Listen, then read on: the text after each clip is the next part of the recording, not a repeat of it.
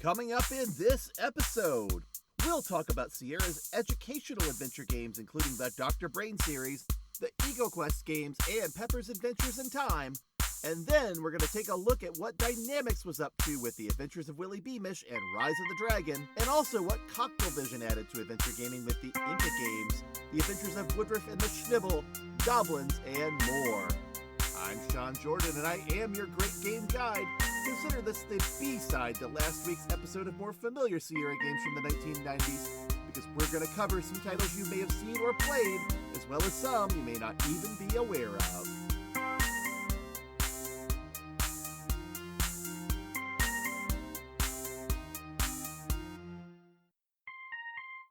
When people think Sierra Online, they tend to think first of games with Quest in the title.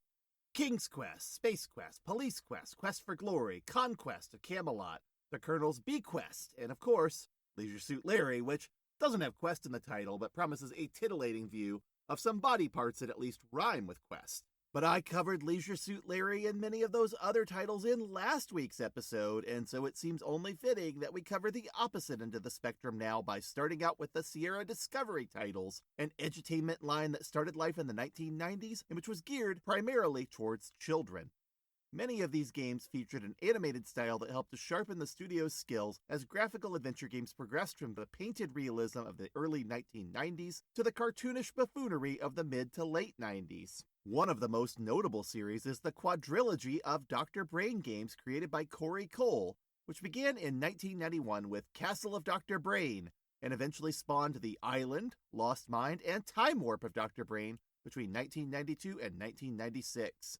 The Dr. Brain games were marketed as part of the Sierra Discovery Edutainment series due to their puzzles and allusions to science and math, but beyond the first one, which was the only entry in the series in which Corey Cole was involved, I don't find any of these particularly special or worth recommending today.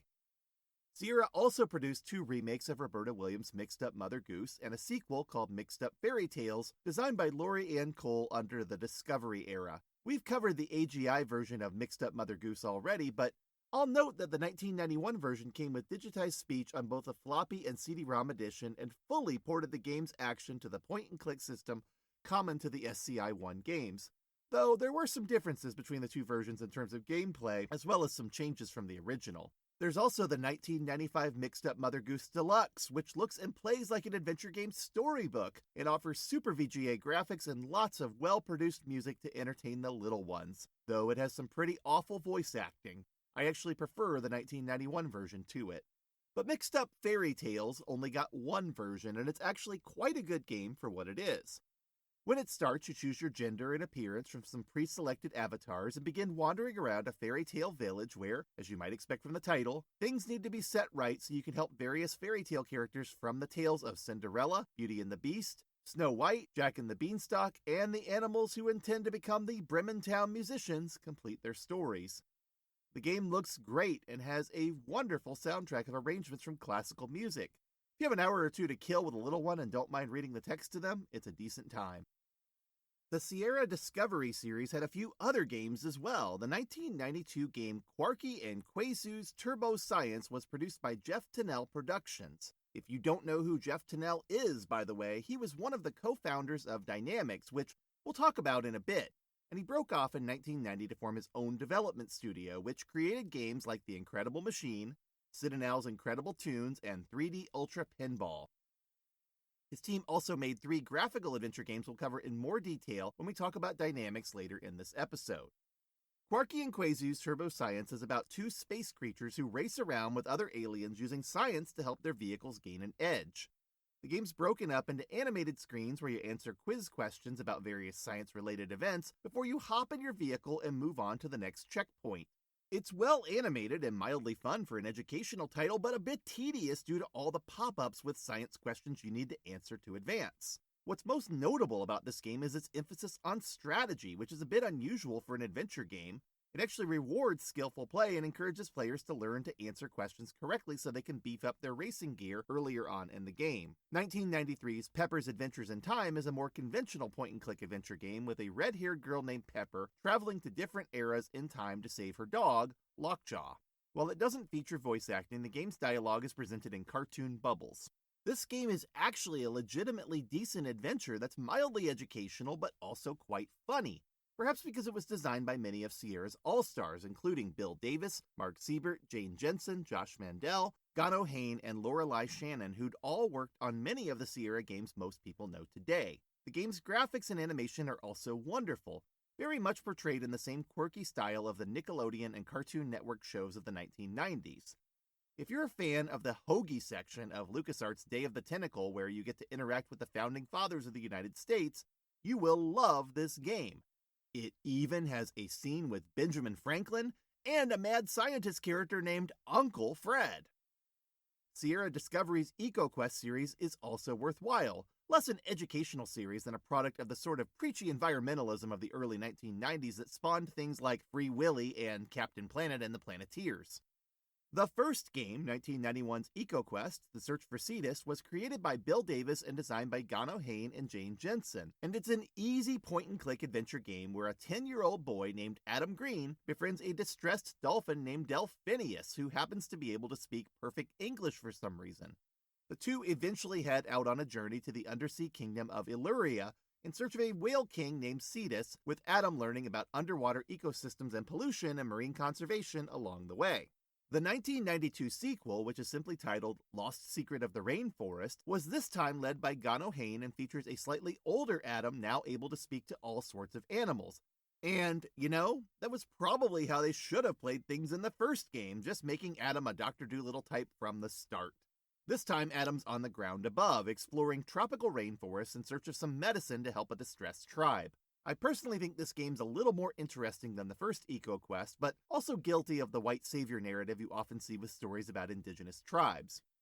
It also gets a little Indiana Jones-ish towards the end when you start exploring ruins. I'd recommend giving this one a try if you haven't, because it is a fun and worthwhile adventure that's not nearly as preachy as you might assume. But a word of warning, if you like voice acting in your adventure games, only the first EcoQuest got an upgrade to a multimedia talkie edition. Alongside Sierra's edutainment series, the publisher was also busy localizing games from the French publisher Coktel Vision that also had a strong appeal to children.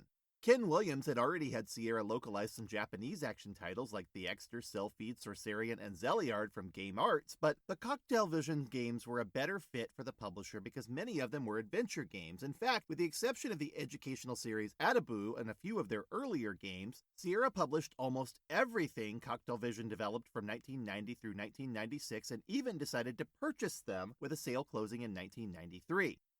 Coktel Vision remained a part of Sierra through the 1990s, and while I won't bore you again with the convoluted history lesson of late 1990s mergers and acquisitions in software publishing that eventually knocked Sierra out of business, let's just say by the early 2000s, Coktel was a shadow of its former self.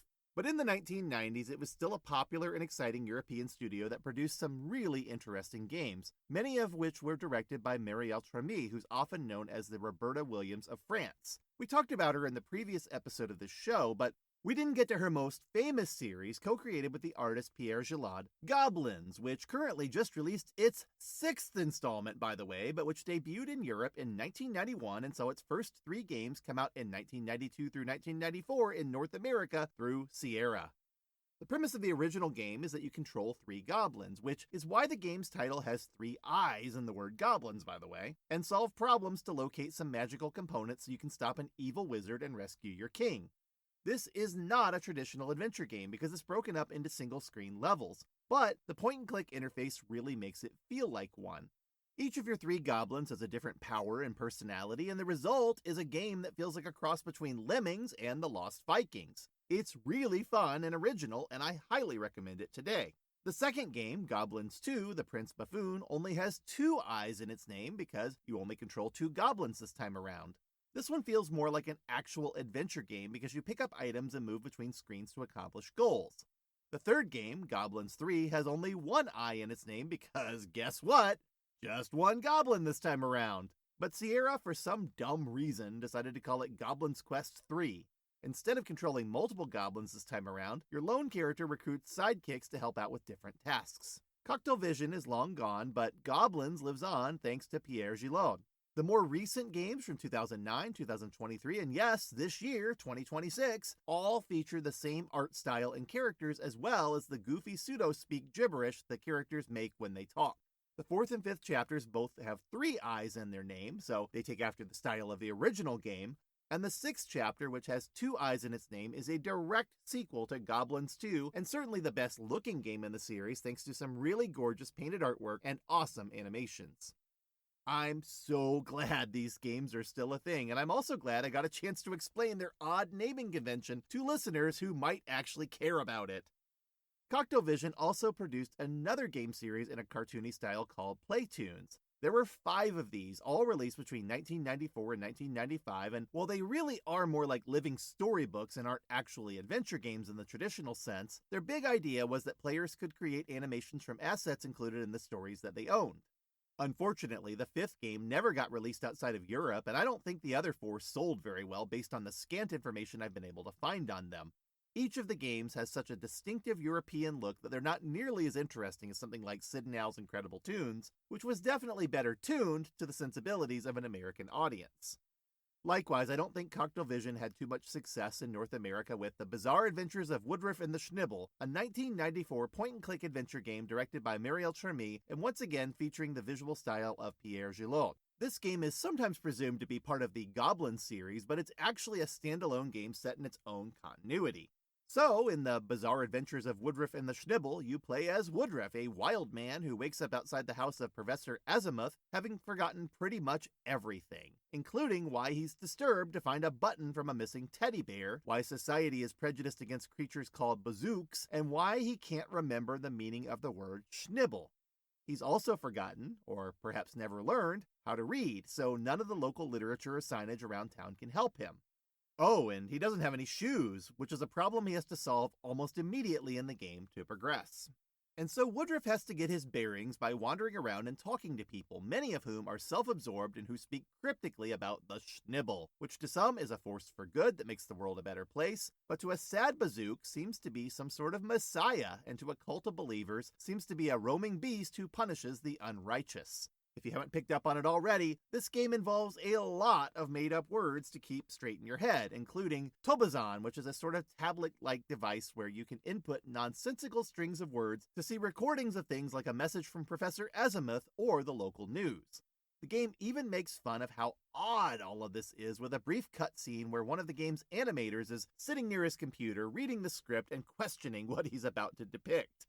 This sort of fourth wall breaking is par for the course in the game, and if you're the sort of person who loves to see characters doing zany stuff for no reason, hear fart noises when you trigger actions, or battle villains with on-the-nose names like Bigwig, you'll enjoy this adventure. It has a simple point-and-click interface with a context-sensitive cursor, and it's well illustrated and animated, with some really distinctive graphics and surprisingly decent voice acting for the era. Many of the puzzles involve making use of the game's strange vocabulary to use the Tobazon or compel other characters to act. Unfortunately for gamers of the 1990s, The Bizarre Adventures of Woodruff and the Schnibble was probably a little too out there to be a hit. It's not nearly as accessible as Sierra's mainstream games, and its French sensibilities make it a little too offbeat.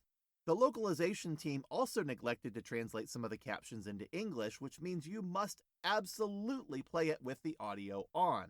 I think modern gamers who are more used to playing indie games from all over the world will probably find it a little more palatable, but it's definitely a weird one, and you have to go into it with an open mind. I would suggest playing the Gobliiins games first.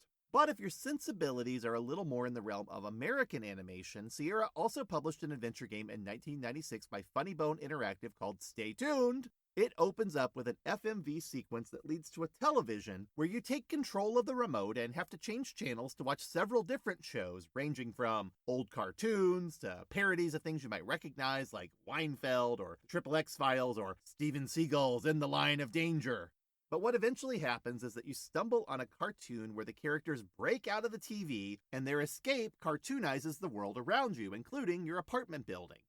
A blue cartoon cat named Chisel swipes your remote, and you have to retrieve it in order to zap Chisel, his pink twin sister Pixel, and the other toons like the neurotic cat Fiddle, the easily irritated bulldog Schmooze, the cheerfully aggravating dog Scoops, the mad scientist Dr. Pickles, the purple gelatinous dad joke spouting creature known as the Glob, and a bunch of German accented critters known as the Uberbugs back into their world. Stay Tooned is an absolutely wild adventure that's full of arcade action sequences and other odd events and happenings. But it's not a conventional point-and-click adventure game because you don't control a character on screen. It's more like a twisted, cartoony version of one of the Mac Venture games by way of Who Framed Roger Rabbit. It's the sort of game where Pixel the cat may steal your cursor, where the Toons will lock you up in the Wild West jail cell you thought you were going to put them in, or where Chisel the cat will ask if you want to play catch, then toss a lit bomb at you, and then, when you manage to toss it back and blow up an entire floor of your building, a cow dressed up like Smokey the Bear will pop up and say, "Only Moo can prevent hallway fires." And yes, that is an actual sequence in the game. You'll also encounter the game's lead programmer, Ben Howard, who occasionally shows up in the game in video clips. He first appears at the beginning to give you tips on how to play, but you'll also find him in secret areas or breaking the fourth wall whenever it's funny. I love Stay Tooned, and I cannot believe this game has lingered in obscurity for decades now. It's filled with great gags, fun mini-games, and interesting moments I absolutely would have loved back in the 1990s when I was watching Animaniacs, Pinky and the Brain, and Freakazoid on TV, and it's really incredible that this game got overlooked. As with many of the other late 90s Sierra games, I think it would have benefited from being available on a console system. Sadly, the only way to play it today is the same way you play most of the games featured in this episode, by getting Windows to cooperate or finding an emulator capable of running it. Let's go back to Coktel Vision for a moment and talk about one of their most visually distinctive and ambitious series of games, Inca, which had 2 parts released in 1992 and 1993 in Europe and published in North America by Sierra in the years that followed. This series is about as high concept as it gets, taking the quest of the fabled city of El Dorado into space and pitting the Inca against the Spanish in a battle across the stars, complete with starships that look like Spanish galleons and Incan Toomey tools, Spaniard warriors wearing 16th century metal armor, and Nazca lines decorating everything. While these games were definitely an acquired taste in the 1990s due to their fusion of adventure game and Wing Commander-style arcade action mechanics, they have an impressive combination of full-motion video and gameplay that kind of feels unlike anything else you've ever played. The first game is definitely the better of the two, putting you in control of an Incan warrior named El Dorado, who has to gather the time, energy, and matter gems to battle Aguirre, the commander of the Spanish army. The game, of course, includes a lot of Incan artwork and locations like Machu Picchu, but you also have to interact with the Mayans at one point in the game for some reason. Oh, and Inca has several mazes to navigate, though they're thankfully made more fun by shooting gallery sequences where you blast digitized sprites of actors in Spanish army costumes. The sequel is definitely ambitious and has such a crazy story I'm not even going to attempt to explain it. While I prefer the first game, I love them both and definitely recommend them. I also want to mention that both games' CD-ROM edition soundtracks are incredibly good, and there's even a soft rock song called Inca People by J.M. Marrier that really deserves to be played more. But the second game definitely is let down by a less sophisticated use of full-motion video and some really hammy voice acting. Coktel Vision created a similar but less interesting game in 1995 called The Last Dynasty, but it's less of an adventure game and more of a space sim with full-motion video sequences that occasionally give way to first-person puzzle solving. The story is sort of like a low-rent take on the movie The Last Starfighter, where a wannabe astronaut named Mel Rock and his friend Doc make contact with some aliens and wind up taking control of a spaceship and fighting the forces of a galactic tyrant named Lord Iron. It's not a bad game at all, but it's also not nearly as memorable as either Inca game. As for more traditional adventure games, Ween: The Prophecy is another early 90s Coktel Vision game Sierra localized for North America by dropping the name of the adventure's main character, Ween, from the title. It's a distinctive-looking game with great graphics and gameplay reminiscent of the second Gobliiins adventure where puzzles are fairly sequential, but its sensibilities are different enough from Sierra adventures that it isn't for everyone. I would even caution fans of the Bizarre Adventures of Woodruff and the Schnibble about this one because it's not nearly as engaging as that adventure. The main complaint seems to be that the game's scant on story and heavy on inventory and object placement puzzles, which is true, but it also has a strange, dreamlike atmosphere that includes some peculiar sequences where costume characters show up on screen in FMV sequences and speak to you. If you enjoy adventure games that are willing to go to weird places, Ween: The Prophecy might be a good one to try. A less polarizing game is the 1993 adventure Lost in Time, which was developed by Mariel Terme and released in 2 parts in Europe due to its size. And while the game has many redeeming qualities, I'm going to warn you right away that the Talkie Edition has some occasionally atrocious voice acting. in its North American version, where it sounds like the same handful of people voiced all of the characters. The premise of Lost in Time is that a woman named Doralice is mysteriously sent back in time from 1992 to 1840 to explore a wooden ship that in her time was a shipwreck. Aboard the vessel, she encounters several different characters who gradually help her to understand what is happening. I don't want to say too much more because the story works best if you know very little going in, but suffice it to say that this is a tale involving time travelers, and Doralice has a connection to them somehow. This isn't too much of a giveaway because the game's box is subtitled, "He plotted your doom centuries before you were born." The game is played in the first person and uses intercut animated sequences in smaller overlay panes to communicate movement, but it does have an inconsistent visual style due to some of the scenes being pre-rendered and others being hand-painted. The game's characters are digitized sprites of actual actors, and the game will occasionally cut away to a view of Doralice's eyes as she investigates or speaks. It's a neat trick that probably allowed the development team to conserve resources during a time when games needed to be able to fit on floppy disks. But the version most people in North America might have played is probably the CD-ROM edition, which didn't have the same constraints. One interesting facet of Lost in Time is that it evokes some of the same themes from Muriel Tramisa's earlier adventures, including themes about slavery and indigenous peoples. This game in particular has some interesting relationships between characters of different ethnic backgrounds, and Doralice herself is dark-skinned and has an indefinite racial identity. In the 1990s, this was incredibly progressive, and that may be one reason Doralice looks like a white woman and most of the other characters are also white on the game's North American box. In Europe, the box art features the ship upon which the game begins.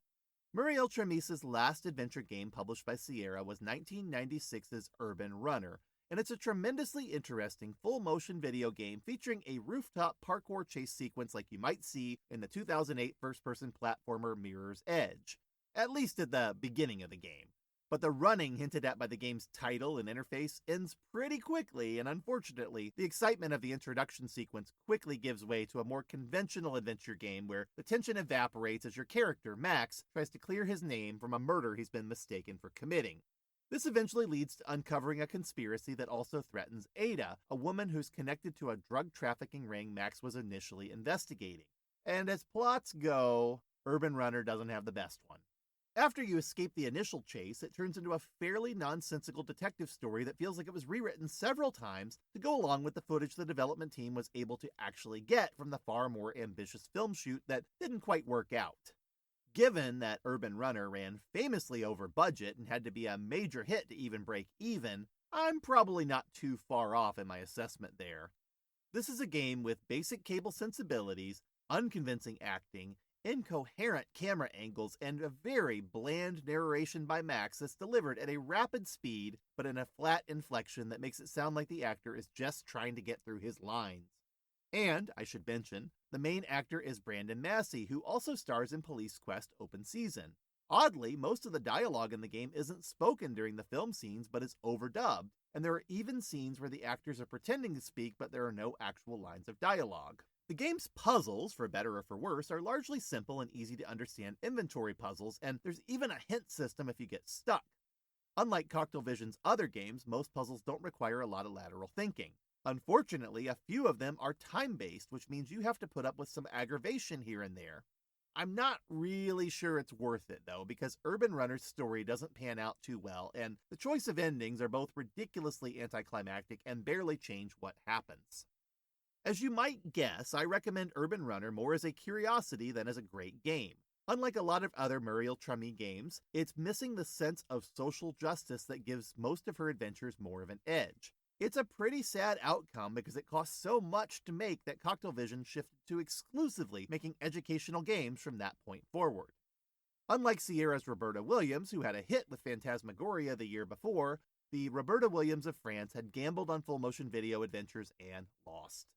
And I want to be clear in saying I take no joy in that statement because Muriel Trami is an important creator who not only helped to build Coktel Vision into one of France's greatest game publishers in the 80s and 90s, but who also revolutionized European adventure games and educational software.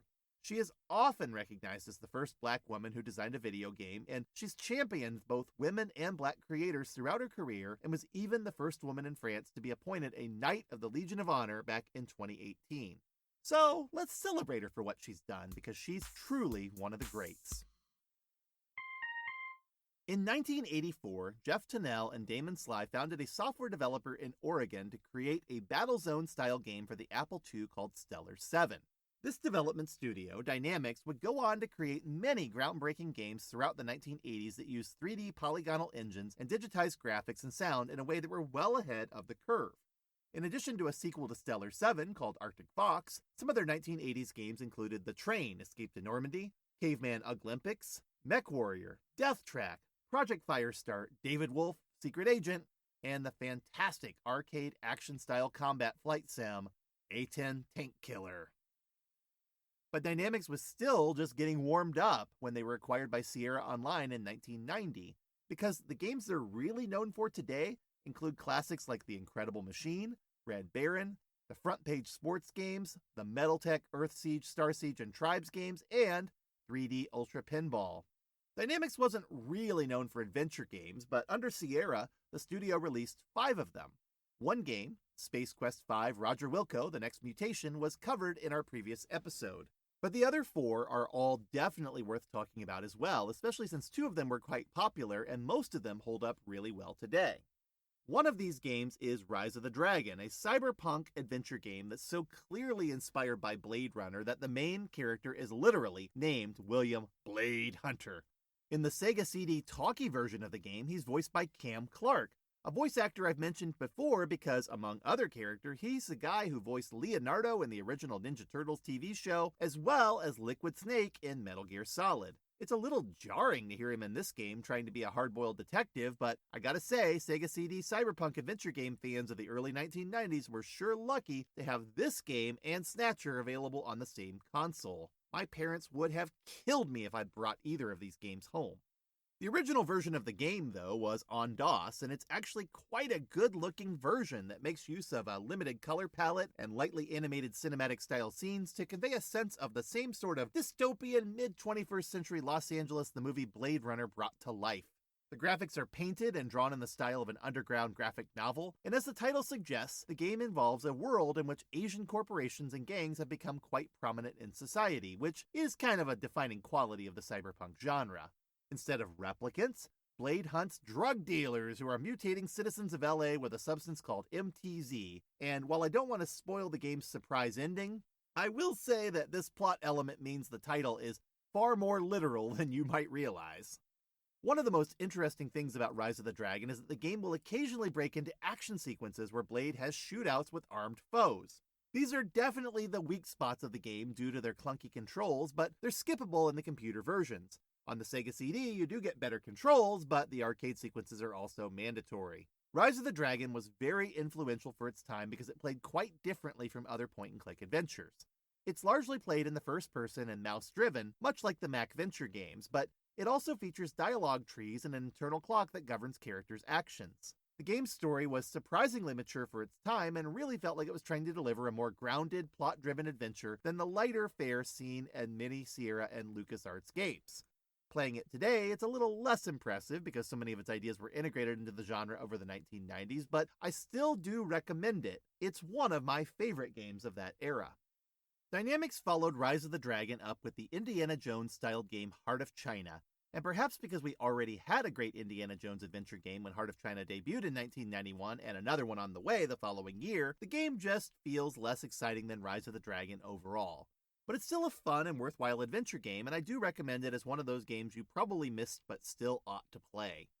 The plot, which is told through an opening cinematic featuring digitized characters, involves the kidnapping of a girl named Kate Lomax by an evil warlord named Li Ding, who is holding her in a fortress in Chengdu. As the former World War I fighter pilot Jake Masters, but everyone, including the game's dialogue window, calls him Lucky, you have to head to Hong Kong, rescue Kate, and get her back to her father in Paris to collect your reward money.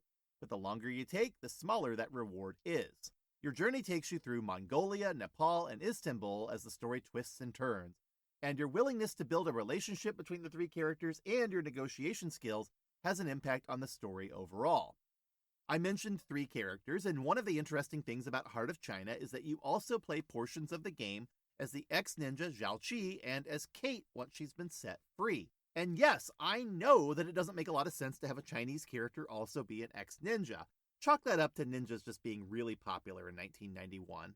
Heart of China also has a couple of arcade action sequences, one where you drive a tank down a polygonal 3D landscape with bitmap trees, and another where you have a side-scrolling duel on top of the Orient Express train cars. Both are pretty intuitive and fun, but also, mercifully, skippable. The other interesting thing about Heart of China is that the game has a number of endings. I haven't seen an exact count, but I know that beyond the deaths, there are at least 5 mentioned in the official hint book, including one where Kate leaves Lucky in Istanbul to marry a princess while she returns home.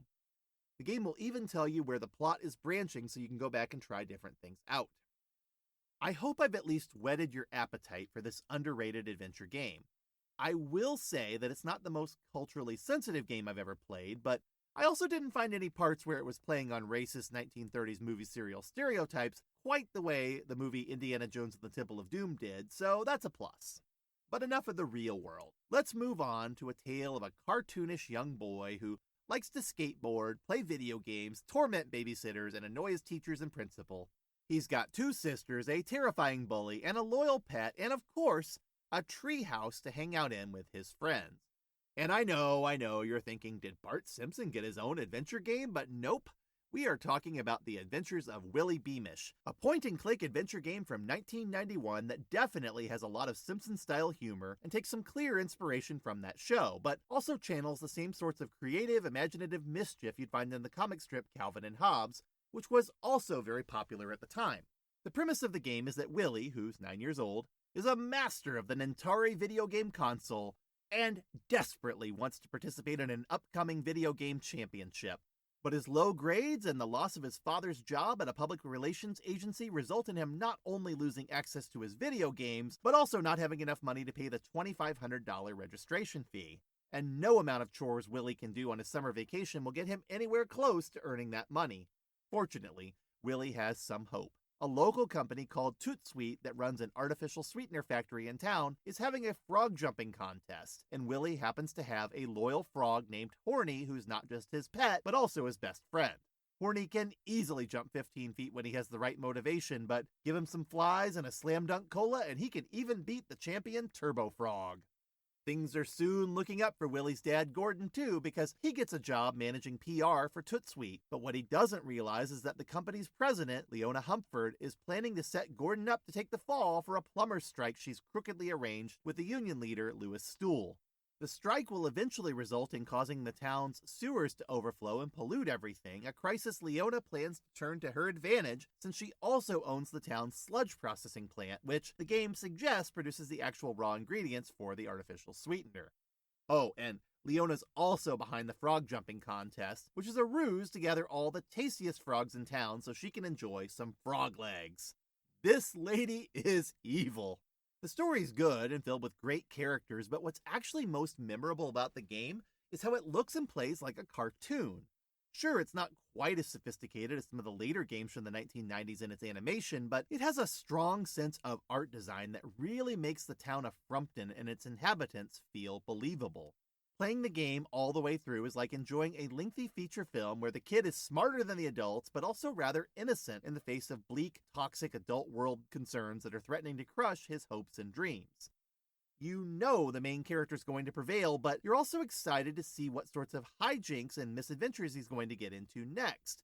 Whether it's trying not to push his little sister too high on the swing, battling a babysitter who turns into a bat, befriending Japanese tourists who are secretly a clan of ninja, or literally flushing a giant toilet to dispose of the bad guys and save his father from being ruined. The original 1991 release is a fantastic game on its own, but Sierra eventually released a talkie edition on CD-ROM and a Sega CD port that has some extra features. I will say that the voice acting is hit or miss, but the talkie version adds in additional animations for the characters as they're speaking, so it feels more like a cartoon as a result. If you have yet to play The Adventures of Willy Beamish, you need to play it immediately. It's a classic and one of my all-time favorite games. I've got one more Dynamix adventure to mention, and it's quite different because it wasn't developed by Jeff Tunnell Productions. It's a 1996 adaptation of the Arthur C. Clarke novels Rendezvous with Rama and Rama 2, with the latter novel's co-author, Gentry Lee, serving as the game's designer and writer. As you might recall, this was actually the second game based on this particular novel series. The first came out in 1984 and was developed by Tellurium. The premise of Rama is that an alien cylindrical object has entered the solar system, and the authorities on Earth, having used up all the Greek and Roman pantheon names, have turned to Hindu deities and named this object Rama. The game follows the plot of the second novel much more than the first, and how that hits you really depends on whether you liked the second novel. Many Clarke fans were divided on it. But I will say that both Arthur C. Clarke and Gentry Lee appear in this game in some of the full-motion video scenes, and it's pretty cool to see a famous author interacting with his own creation and encouraging the player. As far as how the game plays, it's more in the style of Myst, with some full-motion video sequences featuring actors mostly at the beginning of the game. Once you actually make it aboard Rama, it's pretty much just a series of puzzles to solve and occasional bits of story. How engaged you remain depends on how much you care about exploring the ship and solving logical puzzles and math problems. There are a couple of events that occur to give the story a sense of urgency, but honestly, puzzle solving's the main objective here. Sadly, the game hints at a sequel. Arthur C. Clarke himself even mentions it in the game's final scene, but Dynamix never got a chance to make it. Sierra thought the game was going to be a huge hit and really miscalculated how interested people still were in adventure games in 1996. They should have paid attention to the commercial failure of another science fiction adventure game based on a famous writer's work, 1995's I Have No Mouth and I Must Scream, which we will cover in our next episode. And even more sadly, Dynamix didn't make any more adventure games after Rama. Most of their output after that was just sequels and expansions, with their only hits being Star Siege Tribes in 1998 and its sequel in 2001.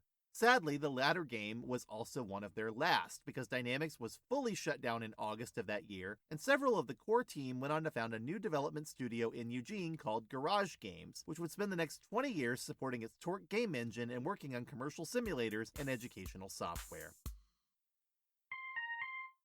We've reached the end of the road for Sierra and its development studios, and I'd like to close out this episode by mentioning that while I'm not sure Sierra would have fared too well in the 2000s as everything shifted to 3D, the games industry was definitely a far less interesting place without Sierra taking big risks and trying new things. As toxic and difficult as the Sierra workplace could be at times, the people who worked there often talk about it being one of the best jobs they ever had, and the creative freedom many of the designers at Sierra were able to obtain from Ken Williams, despite his primary focus on making a lot of money, was pretty remarkable for the time. It's pretty much an established fact that the point-and-clicker adventure game genre died in North America by around 2002, and it's only because gamers in Germany and Eastern Europe developed such a strong love for solving puzzles and playing through adventures that the genre was ever able to make a comeback about 10 years later. Sure, people credit Double Fine for its famous Kickstarter campaign that brought us Broken Age, and Telltale Games did try to keep adventure gaming evolving as a genre, but the fact that we have so many commercially viable point-and-click games today isn't due to nostalgia or a steady stream of remakes and reboots of older titles. It's because there's an appetite for new adventure games that these hardcore genre fans help to create. But before we can talk about all these modern adventures, we still need to cover the games we haven't talked about from the 1990s.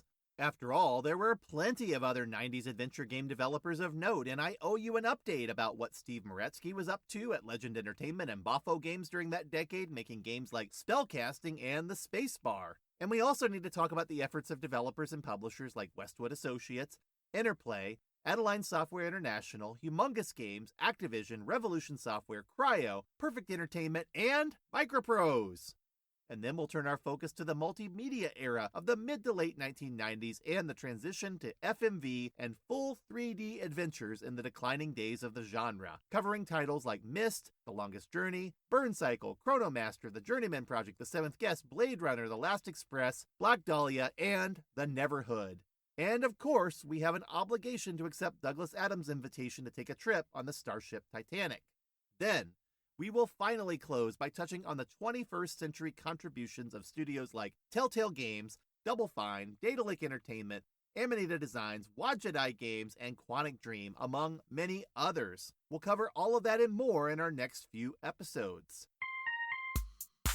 If you enjoy this show, you can read this series every week on my Substack at greatestgames.substack.com, where you'll also find brand new articles on other great games you've never played. And you're always welcome to talk with me on BlueSky. I'm Sean Jordan, I am your great game guide, and I'll be back next week with more to explore.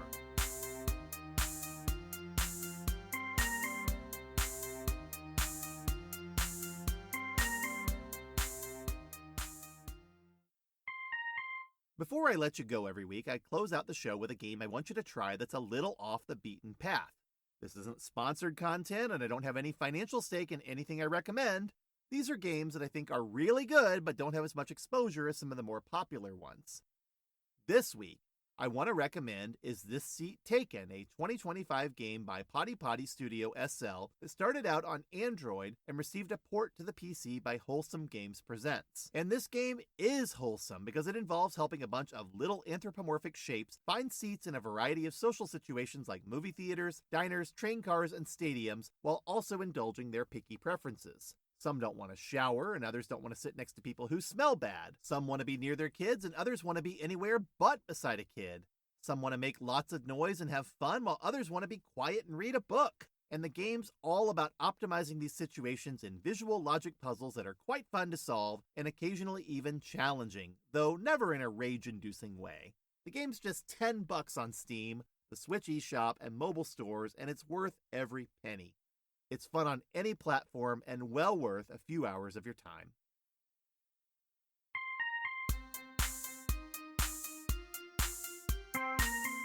The Great Game Guide is a podcast written by me, Sean Jordan, and I also wrote the theme music. This is all 100% human-created content. I don't use AI for any part of my production. This episode is copyright 2026 by me, Sean J. Jordan, and you can find more details in the show notes and on my website at greatestgames.substack.com. And credit where it's due. Any games, artwork, sources, or additional music are the property of their respective owners, used under fair use guidelines and also noted in the show notes. If you enjoyed this episode, please let me know on Substack, BlueSky, or with a nice review. But I'd appreciate it even more if you'd share it with a like-minded friend. Thanks for listening!